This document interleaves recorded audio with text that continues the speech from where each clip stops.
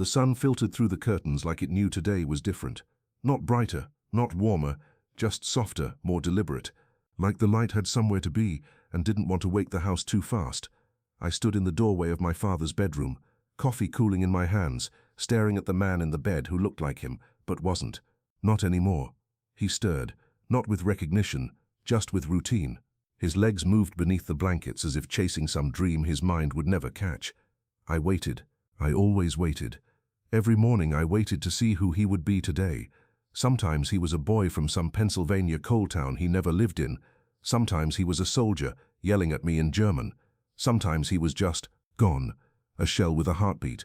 But today, "Danny," he said, his voice papery. I blinked. For a second I didn't respond. My name hadn't passed his lips in 3 months. Yeah, Dad, it's me." He sat up slowly, squinting at me. His eyes shimmered, not with confusion this time, but with something terrifying, clarity. "Jesus Christ," he whispered. "You got tall." I laughed. It came out cracked, like it had been stuck inside me for years. "I'm 38 now, Dad." He looked around the room like he'd just been born in it. 38?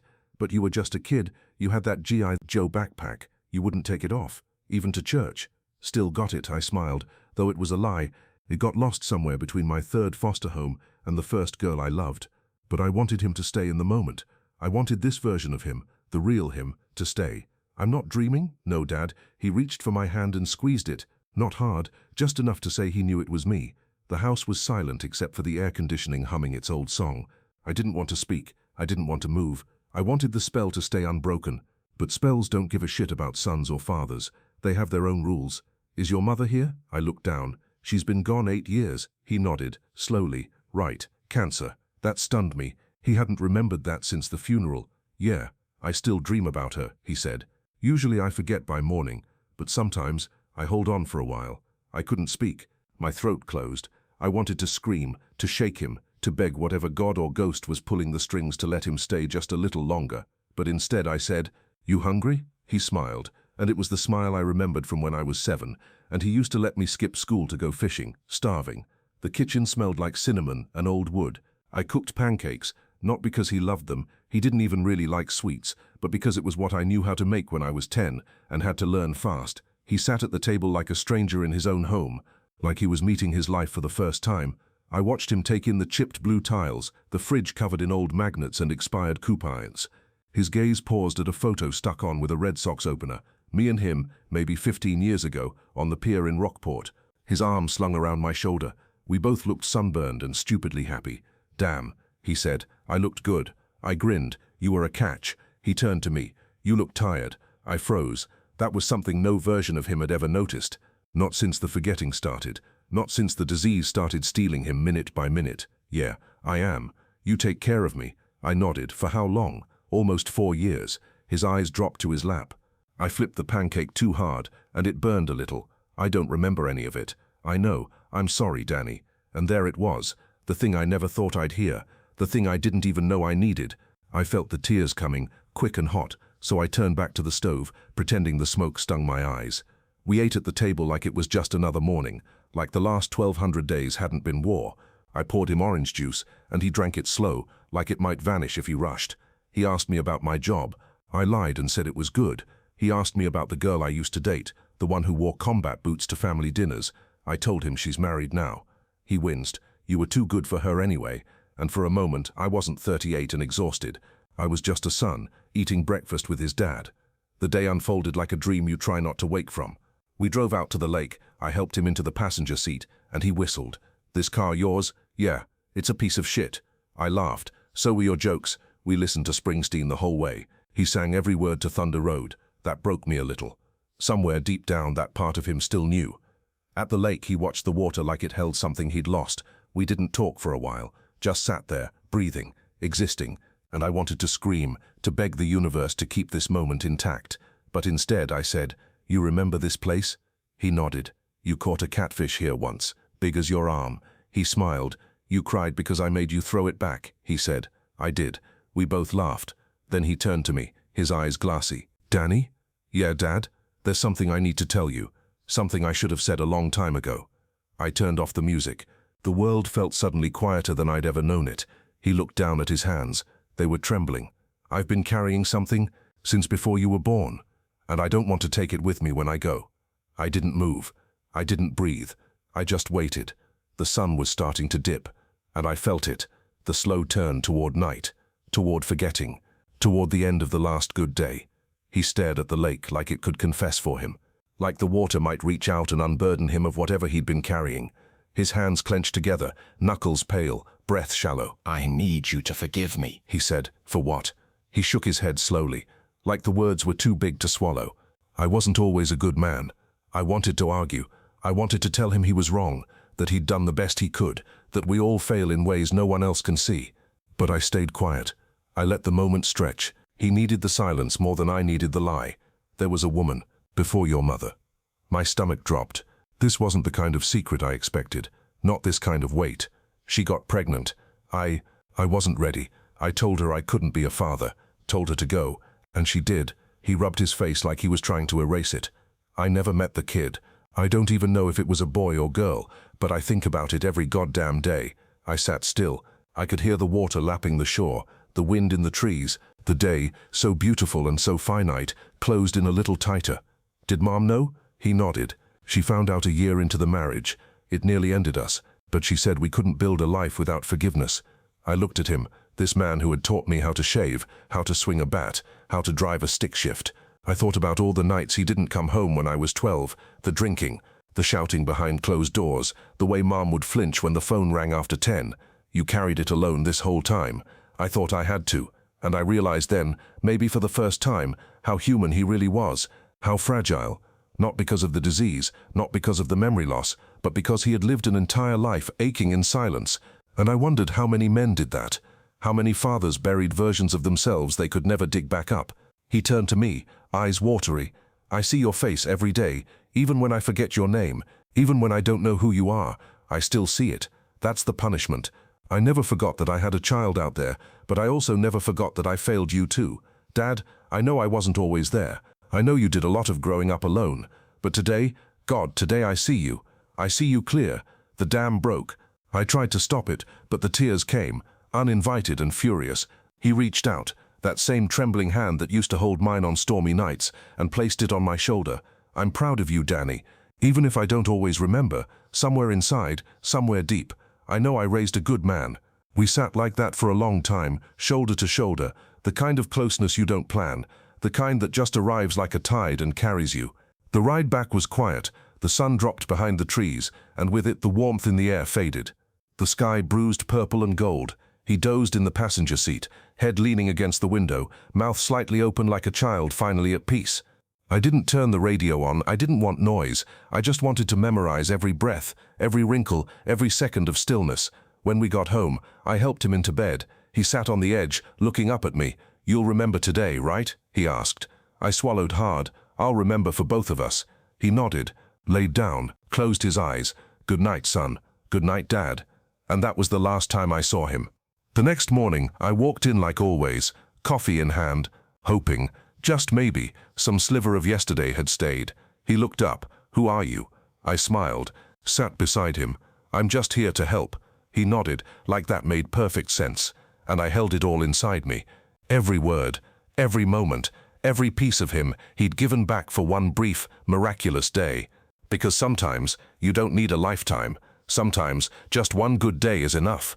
Grief is a strange house. You know the layout, but it still finds new ways to trap you. After that day, the house became smaller, not physically, but in the way silence swallowed the walls and memories hung heavier than paintings. Dad didn't remember the lake, or the pancakes, or the secret he'd carried like a stone. The next morning, he asked if I worked at the hospital. When I said no, he frowned like I was lying. "I thought you were someone important." "I'm not," I said, but I was, to him, for one day. The following weeks blurred. The doctor increased his medication. Some days he was docile, polite. Other days he'd scream at the walls, accusing them of stealing his shoes. He thought his own reflection was an intruder. Once, he tried to punch the mirror. "I'm not crazy," he whispered after I cleaned up the glass. I don't know what's real." I held his hand. "You're real. That's enough." But he looked at me with eyes that had lost their anchor. One evening, I found him in the backyard, barefoot, staring up at the stars like they owed him something. You ever wonder, he said without turning, what happens after? After what? After the forgetting, after the last thing you know disappears. Yeah, I said. I think about it all the time. He turned to me slowly. His face was moonlit, hollow. I think there's a room, and in that room you're 5 years old, and your mom is cooking, and your dog is still alive, and nobody ever leaves. You just stay in that moment, forever. I felt something catch in my throat. That sounds like heaven. It sounds like memory, he said, but better. I started recording him. Little clips, a laugh, a humming of some old song. I didn't tell him. It felt like stealing, but I needed pieces to stitch together when the rest unraveled. One afternoon he had a moment of lucidity again, brief, like lightning in a bottle. Danny, he said suddenly, like he'd been holding the name behind his teeth. I'm here. He looked at me hard. Do you think you'll have kids? I don't know. You should. You'd be a good father. Because of you? He didn't answer. He just stared at the floor. You know, I said, even on the days you didn't know me, I still felt like your son. He smiled, barely. That's how love works. It doesn't need permission. I found an old letter one night, tucked in a book he never finished, dated 6 months before my mum died. Danny, if I ever forget who you are, I want you to remember who I was when I didn't. Remember the man who made your lunch at 5 a.m. before school, the man who built your treehouse, even though he was scared of heights, the man who held you in a hospital waiting room while they stitched up your chin. I will forget everything, but I will never stop loving you, even if I don't remember how. Dad, I cried so hard I woke the dog, and then I cried harder, because I remembered the dog was dead. Grief folds like that, past into present, love into loss. He started sleeping more, sometimes 18, 20 hours. When he was awake, he was mostly gone. He thought I was his brother, then a stranger, then no one at all. But every time I left the room I'd whisper, I love you, and every once in a while he'd say it back. Not always, not even often, but enough, and enough is everything when you know the end is coming. I started preparing for the end like people prepare for winter, slow, deliberate, pretending it's still far off. I labeled drawers, took pictures of his old journals, digitized the home videos, even though most of them were static and muffled laughter. I didn't know what I was trying to save, maybe just the idea of him. The hospice nurse came on Tuesdays. Her name was Luann, and she had the gentlest hands I'd ever seen. She talked to him even when he didn't talk back. She said that mattered, that somewhere inside, someone was still listening. One Tuesday, as she was checking his pulse, she said to me, "You've given him a good goodbye." I nodded but didn't respond, because the goodbye hadn't happened yet. Not really. The thing about memory is that it never asks permission. You'll be folding laundry, and suddenly you're 5, and he's chasing you through the sprinkler, and your mother's laughing so hard she snorts. Or you're opening the fridge and suddenly you're 16, and he's screaming about the car keys you lost, and you're screaming back about how he doesn't understand anything, and then you're 38, and you're wiping his mouth because he's forgotten how to chew. Some days I hated him, for the years he was absent, for the man he couldn't be, for the silence at dinners, for the apologies that never came, until it was too late. But hate is just grief's scar tissue. You rub it long enough, and you remember the wound underneath. The night it happened, there was a storm, one of those early spring ones that hits fast and leaves the sky aching. I was reading in the living room when I heard him call out, not yell, just say my name, like a whisper wrapped in panic. Danny? I ran to the bedroom. He was sitting up, eyes wild. Where am I? You're home. Is she here? Who? Your mother. I sat down on the bed beside him, took his hand. No, Dad, she's gone. He nodded. Once, then again. Then he started crying. Not the kind of crying I'd ever seen from him, not even when we buried her. This was something deeper, like he'd just found out all over again. I can't remember her face, he said. I can't. I see her in my dreams, but when I wake up it's just smoke. You don't have to remember, I told him. She's here anyway. Where? In you. In me. In this house. He looked around the room, as if trying to see her in the peeling wallpaper or the dust on the dresser. I miss her so much. I know. He lay back down, and for a moment just breathed. Then he turned his head toward me. Thank you. For what? For staying. For not leaving when I became this. There's no this, Dad. There's only you. And then, as the thunder cracked overhead, he reached out and gripped my hand tight. Stronger than I thought he could. Tell me a story, he whispered. About what? About us. So I did. I told him about the time we camped in the backyard and he burned the hot dogs. About the winter he taught me how to skate, and I broke my wrist but didn't tell him until we got home, because I didn't want the day to end. I told him about my 8th grade science fair, where he showed up drunk but still clapped louder than anyone else. I told him everything, and as I spoke he closed his eyes, and I kept going, until his hand let go, until the storm passed, until the room fell silent. I found the voice memos 2 months after he died. They were on an old phone we kept in a drawer, one of those clunky ones with a cracked screen and a battery that never held a charge. I was digging for a charger cable, and there it was, blinking, low on power, asking to be remembered. I charged it, scrolled through, expected nothing, but there they were, dozens of recordings. Some were gibberish, rambles from when his mind was fraying. Some were just silence, 5-minute clips of breath and chair creaks and the distant hum of the refrigerator. But some, God, some were clear, his voice steady, tired, sometimes afraid. March 3rd, Danny's outside mowing the lawn. He doesn't know I'm recording this. I just wanted to say, he's a good kid. He deserves better than this. I don't know who I am anymore, but I know I love him. I must have played that one 100 times. Then there was one labeled simply, for later. I hesitated, pressed play. If you're hearing this, I'm probably gone, or gone in a way that matters. I don't know what state I'll be in when you find this, but I hope, God, I hope, I said the things I meant to say. If I didn't, let me say them now. You were my best decision. You saved me from myself, even when I didn't know I needed saving. You showed up for me, again and again. Even when I forgot who you were, I knew you loved me. I could feel it, like a song I didn't remember how to sing, but still knew the melody. You are my legacy, not what I built, not what I left behind. You. I'm sorry for everything I couldn't be, and I'm grateful for everything you were. Goodbye, son. Don't carry my ghosts, just carry the day we had. I sat on the floor, phone against my chest, crying so hard I thought the neighbors might knock, but no one did, and maybe that was right. Maybe some goodbyes were meant to be heard alone. I started writing again. Nothing profound, just little entries, notes to myself, memories stitched into paper, like the time he slipped on the driveway and laughed, even though he'd busted his elbow. Or the night we stayed up late watching old westerns and he kept falling asleep, but denying it every time I nudged him. He was always a little bit stubborn, a little bit proud, and I see that in myself more every year. Some nights I catch myself talking to him like he's still here, not because I expect an answer, but because the space where he was doesn't feel as empty when I fill it with something real. I tell him when I mess up, I tell him when I get something right, I tell him when I'm scared, and always, always I tell him when I remember, because remembering is the only way to make sure the forgetting doesn't win. I took the old man's ashes to the lake, not in some ornate urn or polished box, just a tin coffee can he used to keep nails in. Mom hated that can, said it made the whole shed smell like rust and ghosts, but he loved it, said it kept things together. It felt right somehow.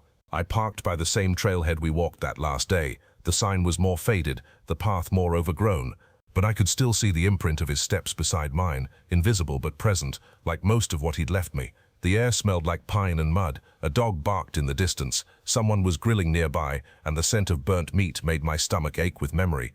I walked to the edge of the dock, same boards, same creak under my boots, same wind lifting off the water like a sigh.